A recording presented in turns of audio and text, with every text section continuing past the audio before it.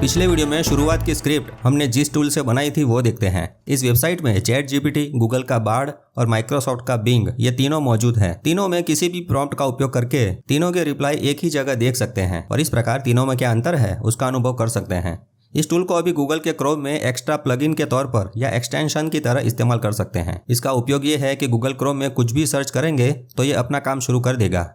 ये side bar अपने आप कुछ रिसर्च करके उस टॉपिक के बारे में बताएगा, साथ में उस टॉपिक के संबंधित जानकारी वाली लिंक्स भी ढूंढ कर दिखाएगा। आप सोचेंगे कि ये तो गूगल क्रोम भी दिखाता है, तो उसमें क्या नया है। गूगल क्रोम जो है वो सीधा इंटरनेट की वेबसाइट की लिंक दिखाता है, परंतु ये साइड बार उन सब में से अपने तरीके से उस टॉपिक के बारे में लिखता है जो ज़्यादा सटीक होता है, जिसे आप एकदम फ्रेश और नया कंटेंट कह सकते हैं। अब यहाँ इस छोटे से डाउन एरो पर क्लिक करेंगे तो ये 3 ऑप्शन दिखाता है, जिसमें तीसरे ऑप्शन से ये आपको उस टॉपिक के दूसरे कीवर्ड्स भी बताता है। तो शायद एसईओ करने वालों को ये काम में आ सकता है। चलिए आगे दूसरे उपयोग देखते हैं, परंतु पहले इसे ब्राउजर में कैसे सेट करेंगे वो देखते हैं। आप सीधे chatgpt-sidebar.com ओपन कर सकते हैं या फिर डिस्क्रिप्शन में इन्विटेशन लिंक दी है उसे भी सीधा ओपन कर सकते हैं। इसमें साइन इन विद गूगल पर क्लिक करके अकाउंट बनाकर अगली स्क्रीन में यहाँ ऐड टू क्रोम बटन पर क्लिक करें, फिर ऐड एक्सटेंशन पर क्लिक करेंगे तो ये स्क्रीन आएगी, जिसको स्वीप करके अगली स्क्रीन पर हैव अ ट्राई बटन पर क्लिक करेंगे तो राइट साइड नीचे कलरफुल आइकन दिखेगा। इस साइडर वाले आइकन पर क्लिक करेंगे तो इस प्रकार क्रोम ब्राउज़र में ही साइड बार ओपन होगा। यही साइडर है। इसके ऊपर वाले पैनल पर 3 ऑप्शन है, आस्क, चैट और राइट। अब इसका उपयोग देखते हैं। किसी भी वेबसाइट या ब्लॉग को ओपन करके इस साइड बार को ओपन करें। यहाँ ऊपर आस्क वाले ऑप्शन में जाकर इस बटन पर क्लिक करेंगे तो ये ऑप्शन दिखेंगे। पहला है समराइज, जिसे किसी भी लंबे आर्टिकल का सारांश बता देता है। दूसरा है सिमिलर पेज, जिससे वही विषय के कुछ और ब्लॉग्स या आर्टिकल के लिंक्स दिखाएगा। तीसरा ग्रामर ऑप्शन से ग्रामर चेक करेगा। चौथा ऑप्शन काम का है, जिसका नाम है एक्सप्लेन, यानी लंबे आर्टिकल को आसान भाषा में शॉर्ट में समझाएगा। एक्सप्लेन कोड से कंप्यूटर की लैंग्वेज का कोड का फंक्शन कार्य समझाएगा और रीराइट से पूरा आर्टिकल फिर से लिखेगा। ट्रांसलेट से अन्य भाषा में भाषांतर करके देगा। चलिए अब इसका उपयोग देखते हैं। इस प्रकार आर्टिकल में टेक्स्ट को सिलेक्ट करेंगे तो सीधा यहाँ पेस्ट का ऑप्शन दिखाएगा, जिस पर क्लिक करने से वो टेक्स्ट यहाँ साइडर में अपने आप आ जाएगी। अब एक्सप्लेन पर क्लिक करेंगे तो पूरे ब्लॉग में क्या कहा गया है वो समझाएगा, परंतु ये तो अंग्रेजी में है, तो उसको यहाँ से कॉपी करके गूगल ट्रांसलेट में डाल सकते हैं और अपनी भाषा में भाषांतर कर सकते हैं। लो जी, हो गई आपकी स्क्रिप्ट तैयार। उसी प्रकार अब रीराइट का ऑप्शन सिलेक्ट करके सबमिट पर क्लिक करने से ये वही आर्टिकल को फिर से लिखेगा। कॉपीराइटर की जॉब करने वालों के लिए ये काम का ऑप्शन लगता है, काम थोड़ा बहुत आसान बना देता है। अब देखते हैं वीडियो का मेन पार्ट, यानी चैट जीपीटी, माइक्रोसॉफ्ट का बिंग और गूगल का बार्ड, ये तीनों इसमें कहाँ मौजूद हैं। तो ये साइड बार में ऊपर चैट वाले ऑप्शन पर क्लिक करें और यहाँ इस बीच वाले फुल पेज चैट पर क्लिक करेंगे तो अलग से पूरी विंडो ओपन होगी। हाँ, ये रहे 3 महानुभाव।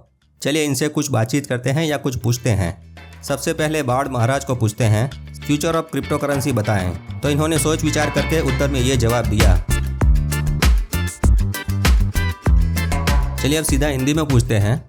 तो हिंदी में रोबोट के फायदे और नुकसान के बारे में पूछने पर उत्तर दिया कि अन्य भाषा में मैं बात नहीं करता। अब चैट जीपीटी को यही बात पूछने पर जवाब मिलना शुरू हुआ। वाह, रोबोट के फायदे और नुकसान दोनों बताएं, जो कि सही है। वीडियो स्टॉप करके एक बार पढ़ना, क्या सटीक उत्तर दिया है।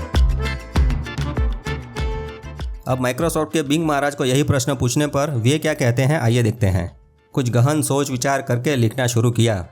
रोबोट के फायदे के बारे में 2 पॉइंट लिखे और तीसरा पॉइंट लिखने में गड़बड़ी की।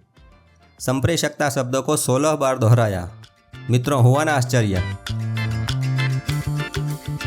ऐसी ही गड़बड़ी रोबोट के नुकसान के बारे में लिखने में भी की है। आत्मसंयम और प्रतिकर्षा शब्दों को 10 से अधिक बार दोहराया। तो इस मामले में चैट जीपीटी महाराज ने अच्छा जवाब दिया। दोस्तों, साइडर में भी लैंग्वेज का सेटिंग कर सकते हैं। यहाँ नीचे इस आइकन पर क्लिक करके यहाँ लैंग्वेज में हिंदी सेट कर सकते हैं। ये करने के बाद जब आप किसी आर्टिकल की समरी सीधे हिंदी में निकाल सकते हैं।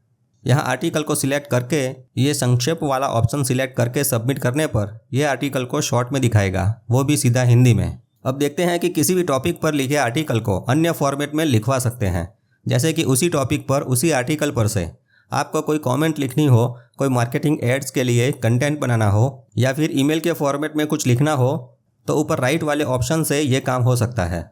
जिस आर्टिकल के टॉपिक के बारे में आपको कुछ लिखवाना है तो ये ऑप्शंस हैं। यानी उसी आर्टिकल के टॉपिक पर यह 10 प्रकार के फॉर्मेट में लिख कर देगा और नीचे अलग अलग 6 टोन दिए हैं तो उसी तरीके से वो शॉर्ट में या लॉन्ग फॉर्मेट में लिख कर दिखाएगा। इसको अलग अलग तरीके से एक बार उपयोग करने पर आपको अंदाजा आ जाएगा। अब इस आर्टिकल को मार्केटिंग एड और कमेंट दोनों में उसने अलग अलग तरीके से कंपोज करके लिखा है, जिसे आप शांति से पढ़ सकते हैं। अब वो ऑप्शन देखते हैं जो चैटबॉट बनाने में काम आता है। कोई इन्फॉर्मेशन पीडीएफ में है तो उसको चैटबॉट में कन्वर्ट करने के लिए यहाँ चैट पीडीएफ के ऑप्शन में जाएं और यहाँ अपनी पीडीएफ अपलोड करें तो ये अपने आप उस पीडीएफ में दी गई इन्फॉर्मेशन में से प्रश्न और उसके उत्तर तैयार करके दे देगा, वो भी कुछ ही सेकंड्स में। अरे वाह दोस्तों, आप में से कोई कंटेंट राइटर है और ऐसे चैटबॉट बनाना है तो ये साइडर आपका मस्त असिस्टेंट बन सकता है। आप कंटेंट राइटर नहीं भी है तो भी दुनिया में बहुत कंपनियां हैं जो अपनी वेबसाइट पर ऐसे चैटबॉट बनाकर रखवाना चाहती हैं। ज़रूरत है तो सिर्फ उन्हें ढूंढने की। उनकी ही दी गई पीडीएफ से उनकी वेबसाइट के लिए चैटबॉट बना सकते हैं, यानी कि चैटबॉट के अंदर का ये कंटेंट बना सकते हैं। तो ये साइडर में तीनों बड़े बड़े एआई टूल से काम ले सकते हैं, उनके कार्य की तुलना एक जगह पर कर सकते हैं। मित्रों, इस साइडर की अच्छी तरह उपयोग करना सीख लेंगे तो बहुत काम की चीज़ बन सकता है। इसके कई सारे उपयोग आप खुद ढूंढ लेंगे जो प्रोडक्टिविटी और कार्य दक्षता को बढ़ाने के लिए जीवन में काम में आ सकते हैं, वो भी आपके रीडिंग असिस्टेंट के रूप में, आपके लेखन सहायक के रूप में या फिर आपके रिसर्च में मददगार के स्वरूप में। तो नया नया जानते रहें और मस्त रहें, मेटा मित्र से जुड़े रहें। फिर मिलेंगे ऐसे ही नए एक और एआई टूल को लेकर। तब तक के लिए बाय बाय, आओ जो।